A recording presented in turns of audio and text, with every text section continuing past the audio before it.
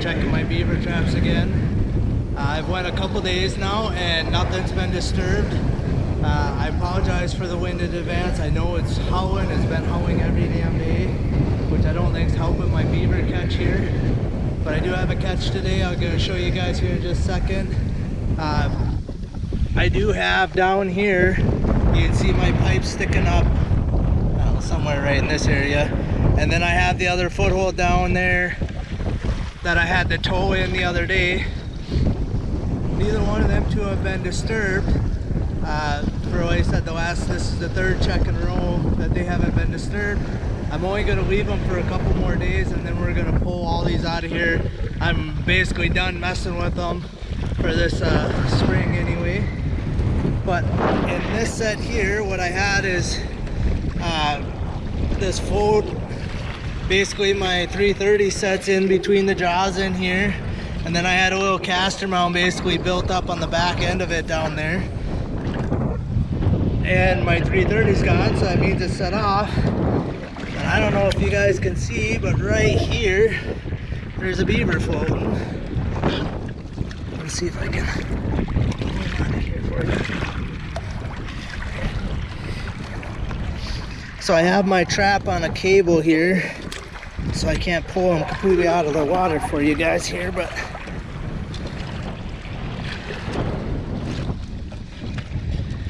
I would say that's a 2-year-old beaver, which is actually kind of what I figured I was going to end up catching here. He's maybe, he looks like maybe 30 pounder or so.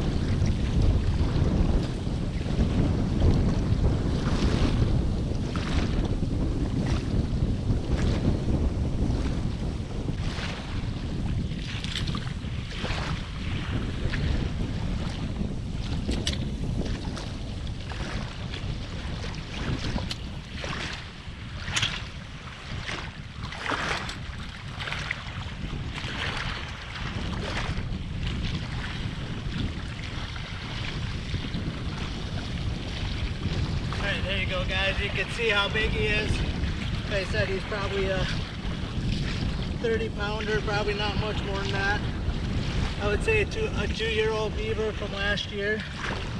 Like I said, I'm happy to have him, but was hoping to get one of the big guys. I don't know how well you could hear that, but basically what I do is I have my trigger set up as a T. It's just below the water. As you see, it's just below the water there. And then when I put my springs in there, I just make sure my safeties are pushed out. And then I just push each spring down on the outside, and that kind of just wedges it in there nice and tight. All I'm going to do now is I'm actually going to put just a touch more mud on the back, and I'm going to recaster this one. And I'm actually going to recaster those 2 footholds down there, and we'll be good to go. Again, here's that beaver. Like I said, he's only just a 2-year-old. I'll probably rinse him off just a little before I carry him back to the truck, and we'll be on our way. 1 spring beaver caught. That's my first beaver ever caught in the spring. I normally don't trap in the spring at all, so it's kind of a learning experience for me. But I'm out here checking my nuisance beaver traps again today. I see I have a catch. I'll turn you guys around. I'll show you what I got going on. I caught a 2-year-old beaver 2 days ago. Yesterday nothing was messed with. Yeah, yesterday nothing was messed with. But I'm sorry the audio didn't pick up on that clip. But a 2-year-old, I did show a little bit on how I reset that trap. I'm gonna remake the set that I got the catch in today, and tomorrow I'm pulling everything. It'll be literally the end of my trapping season for the year. This is the only sioux I really had any nuisance beaver to trap in, and that's the only season that's open here in Minnesota right now. All right, let's show you. So what I had is right here, I had a caster mount set. The caster mount was like right in here. You see it's just tore up to shreds. My trap was about right here. All this stuff was over here piled up kind of behind it. You could see my cable here. I get out of the sun. It's really kicked up, so apparently I must not have had it pulled as tight as I normally would, because normally they don't do that. And I'm hoping if I get out here, you guys will be able to see him. So right here, you guys can see there is a floating beaver in there.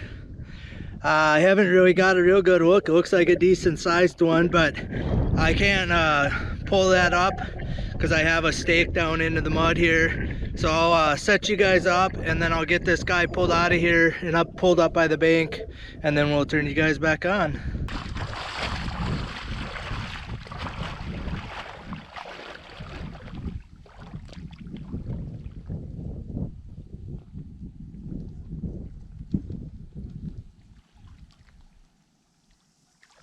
Oh yeah, it's a huge beaver.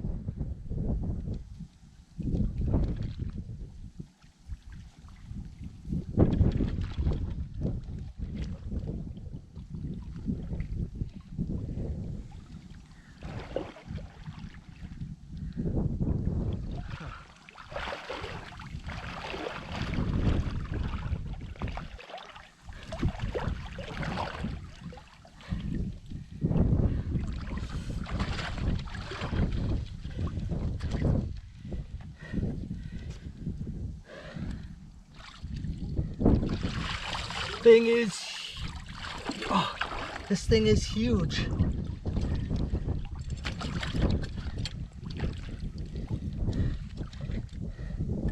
What it did, it actually pulled my stake out of the ground. It wasn't even staked down out there, or if it was, it had to be most of the way pulled out, because as soon as I grabbed the beaver, it was free.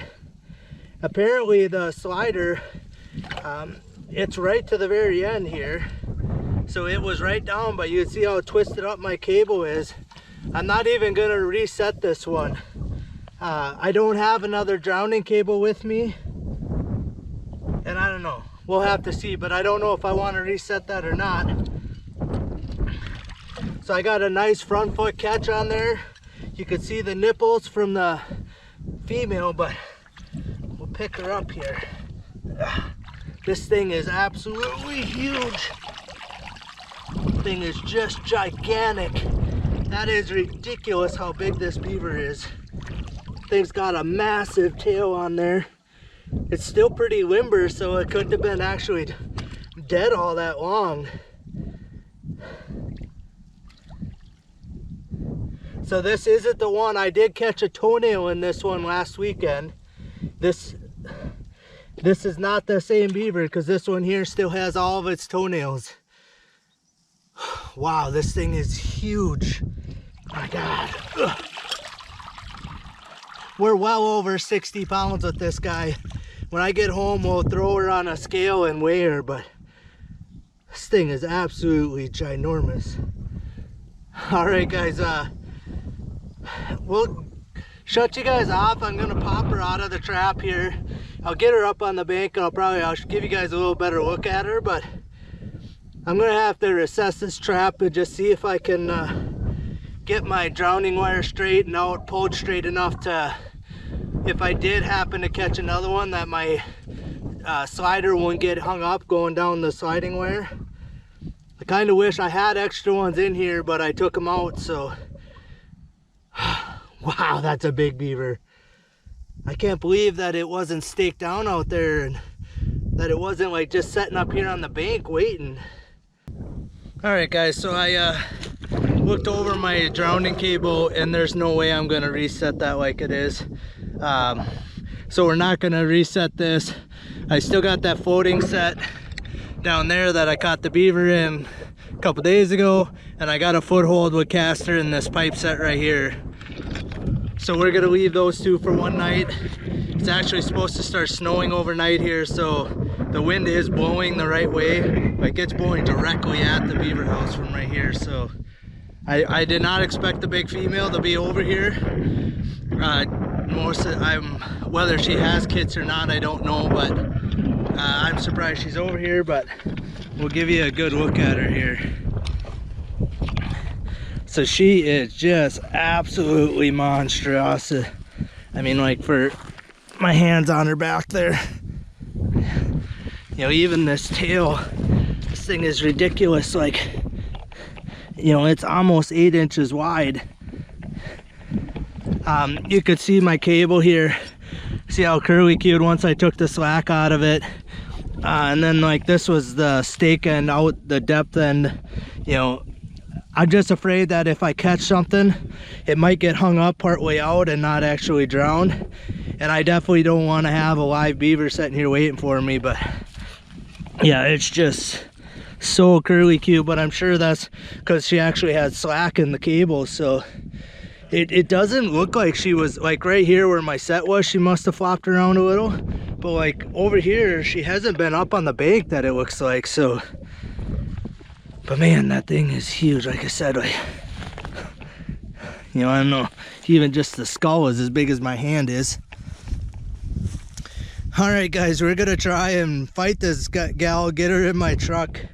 She's well over 60. I did catch a 72 pounder a couple years ago, and I don't think this guy's maybe quite as big, but boy, she could be. We're gonna find out when we get home though. That's ridiculous. That's what I'm actually here to catch. Like I said, a nuisance job. If I caught beaver right here, it was gonna be big beaver, like 2-year-olds or these big ones. I'm assuming the other big toe I got was off of the male end, which would be the one that I would think would be traveling. I imagine he ain't gonna come and mess with these sets after he got pinched in that trap. So all right, we'll get this stuff loaded up. We'll give you a little better look, and we'll throw her on a scale when I get home. All right, guys, so I got home here, and I just got this beaver up on the scale for you.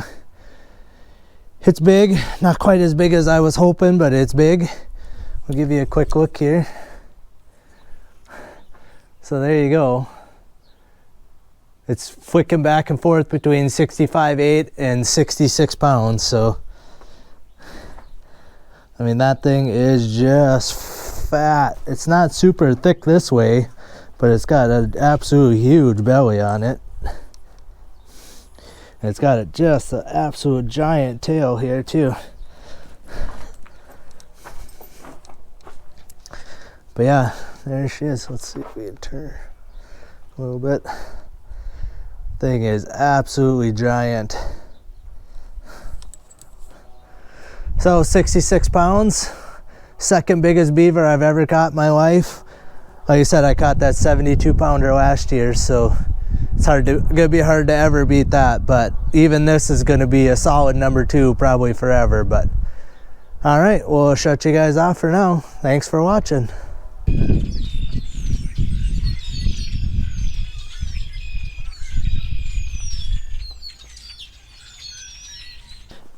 Alright guys, so I just wanted to show you guys. So this is the foot off of that 30 pounder that I caught a couple days ago. This is, you know, this 60 pounder, this giant, 66 pounds this thing weighs. Absolutely giant female. But this here is the toenail off of the one I had on the first day. All I had was just the toe, one toe. I thought it was 2. Oh no, I just dropped it. I thought it was 2, but I just want to show you the size. So it's got this extra little cutter nail on there.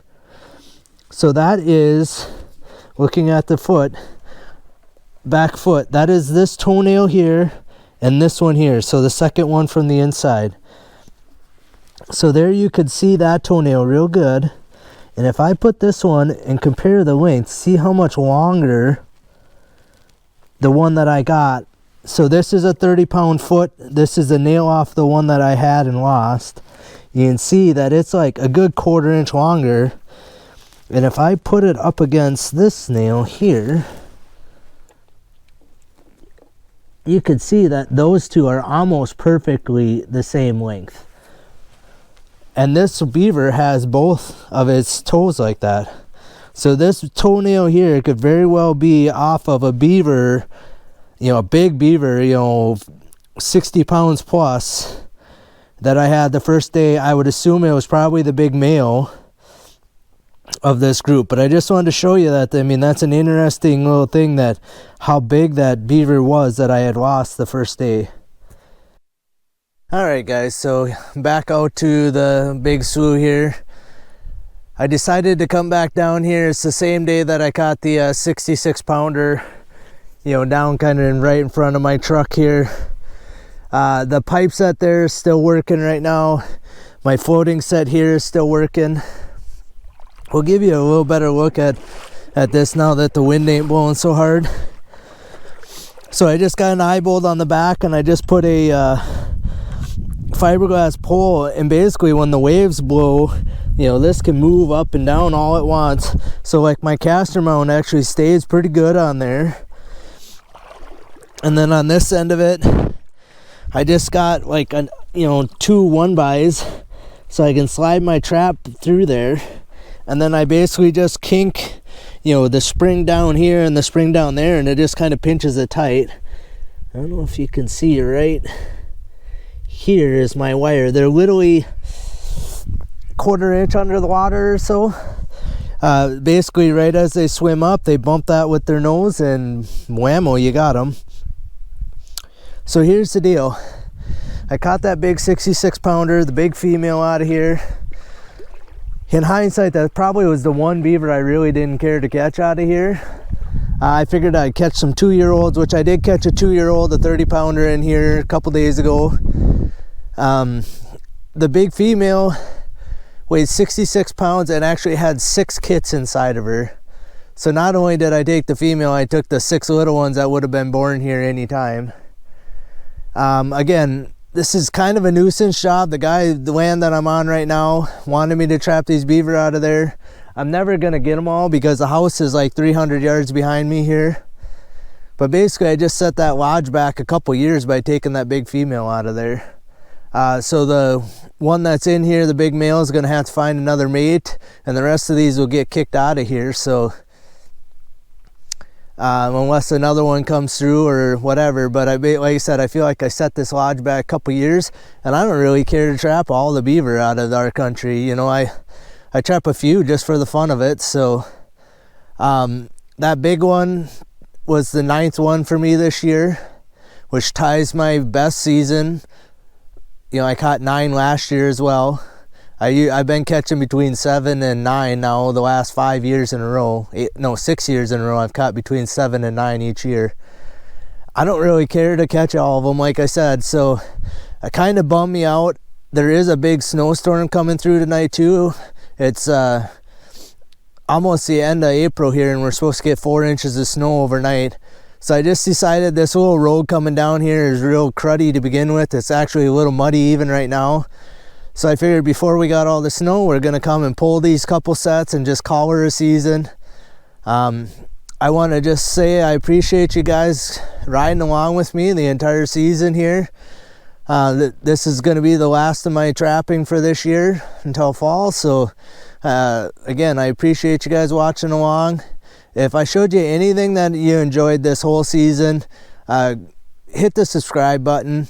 Let me know that you guys like what I'm putting out. If you don't, leave comments in the comment section.